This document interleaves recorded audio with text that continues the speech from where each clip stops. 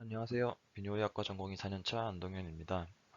저는 오늘 제니투 유리네리 트랙의 아나토미에 대해 공부한 것을 발표하겠습니다. 연차가 올라가면서 수술방에 어시스트로 참여할 기회가 점차 늘어나는데 어시스트를 하면 할수록 수술 집도를 경험할수록 회부학에 대한 지식이 얼마나 중요한지 깨닫습니다.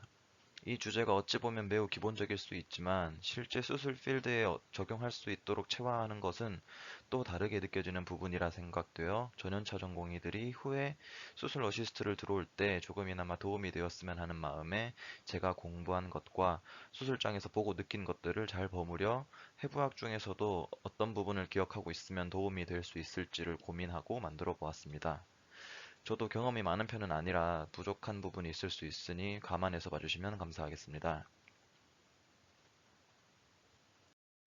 컨텐츠는 시간 관계상 다음과 같이 4장기에 대해서만 다루어 볼 예정입니다. 먼저 아드레날 글랜드입니다. 아드레날렉토미의 경우 펑셔널 아드레날 아데노마나 말리그넌트 아드레날 튜머 등의 경우에 시행하는 수술인데 이 수술에 어시스트를 들어갈 때 알고 있으면 좋은 부분은 다음과 같습니다. 일단 아드레날 글랜드는 키드니와 같이 제로타스 파시아에 쌓여 있습니다.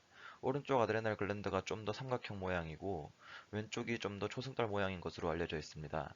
혈관의 경우 3개의 동맥과 1개의 정맥으로 이루어지는데요. 동맥은 슈페리어, 미들, 인페리어 슈프라레날 아터리로 이루어져 있으며 각각 인페리어 프레닉 아터리, 에오르타, 레날 아터리에서 분지합니다. 혈관이 어디에서 분지되는지를 잘 기억하고 있어야 수술 필드에서 오리엔테이션을 잡고 목표 혈관을 아이덴티파이 하기가 수월합니다. 정맥은 좌우에 따라 조금 차이가 있는데 우측의 경우 IVC로 합류하며 좌측의 경우에는 레프트 레날 베인으로 합류합니다. 혈관 분포뿐 아니라 주변 장기 또한 주의해야 하는 거 다들 아실 겁니다. 수술 동의서 받을 때 환자에게 항상 설명하는 부분이기도 하죠. 아드레날 글랜드의 경우는 키드니와 묶어서 생각하시는 게 편합니다.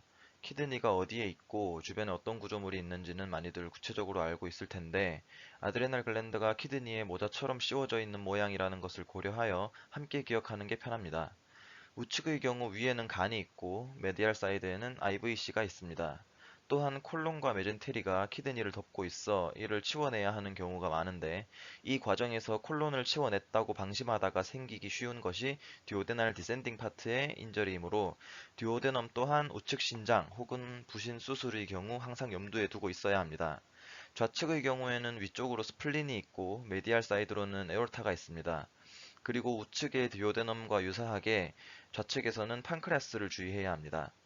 대혈관과 간, 비장의 경우에는 다들 쉽게 기억할 텐데 듀오데넘과 판크레아스의 경우에는 저희 과 입장에서는 생소하기도 하고 인트라페리토니알 스페이스에 메젠테리와 함께 뒤섞여 있어 항시 염두에 두고 있지 않으면 구분하기가 쉽지 않으므로 꼭 기억하시기 바랍니다.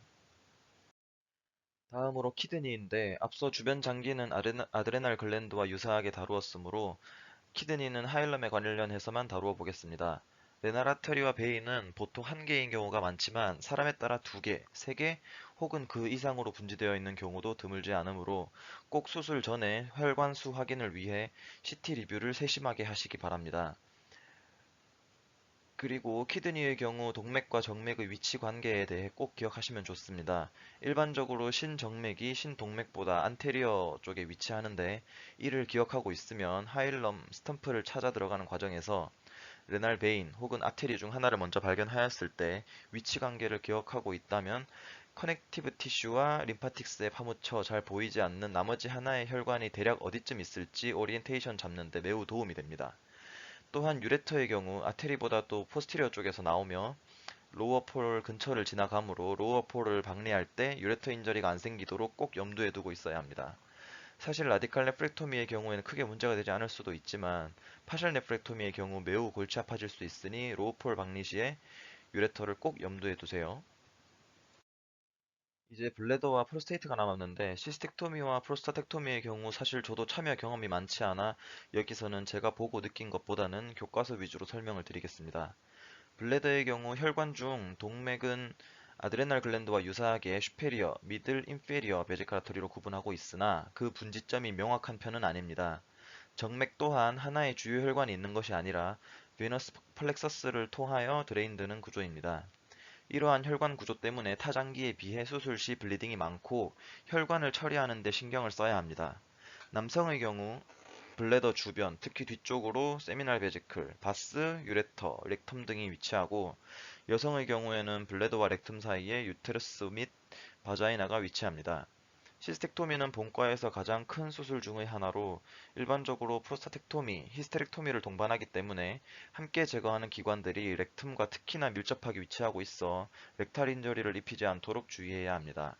여기에는 데노빌리아 파시아와 터치 오브 더 글라스가 랜드마크 역할을 할 수 있습니다. 프로스테이트입니다. 베루몬타눔은 이제큘레이터리 덕트가 유레스라 내로 개구되는 부위로 프로스타틱 유레스라에 위치하며 위치 관계상 스트레이티드 익스터널 유리네리 스핑터의 바로 프록시말에 위치합니다. 다들 TURP를 들어가 보셨다면 배로 아래로는 긁으면 안 된다는 얘기를 한 번은 들어보셨을 겁니다. 그 이유가 여기에 있습니다. 배루의 바로 디스탈 파트에 익스터널 유리네리 스핑터가 위치하기 때문에 이게 손상되는 경우 영구적인 인컨티너스를 유발할 수 있으므로 TURP 시에 배로 아래로는 절대 긁으면 안 됩니다. 다음으로 프로스테이트와 주변 장기의 위치 관계를 보면 블래더 파트에서 설명했지만 바로 뒤쪽에 렉툼이 위치하고 있고 렉툼과는 데노빌리아 바시아와 포치 오브 더 글라스의 시로잘 루디멘트에 의해 분리되어 있습니다. 또한 여기 보이는 카보노즘 너브가 이렉틸 펑션을 담당하고 있고 이 신경 및 이와 연계된 주변의 바스큘라 스트럭처를 통틀어 뉴로바스큘라 번들이라 칭합니다. 프로스타텍토미를 할 때 발기능 보존을 위해 뉴로바스큘라 번들 스페어링 테크닉을 시행하는 것 다들 알고 계실 텐데요. 그때 보존하는 것이 이 구조물이고 그림과 같이 이 구조물은 프로스테이트의 포스테로라테랄 사이드에서 프로스테이트 파시아에 매우 근접하여 위치합니다. 프로스타텍토미 수술 기록지를 보신 적이 있다면 뉴로바스큘라 번들 스페어링 시행 항목에 인트라파시알, 인터파시알, 익스트라파시알로 나뉜 항목을 본 적이 있으실 텐데 이는 뉴로바스큘라 번들을 보존하기 위해서 어느 플레인으로 프로스타텍토미를 진행했는지를 뜻하는 것입니다. 그림을 보시면 이해하기 좀 더 쉬울 겁니다. C1, C2에 해당하는 익스트라파시알 플레인의 경우 뉴로바스큘라 번들 보존이 부분적이거나 거의 되지 않을 가능성이 높습니다.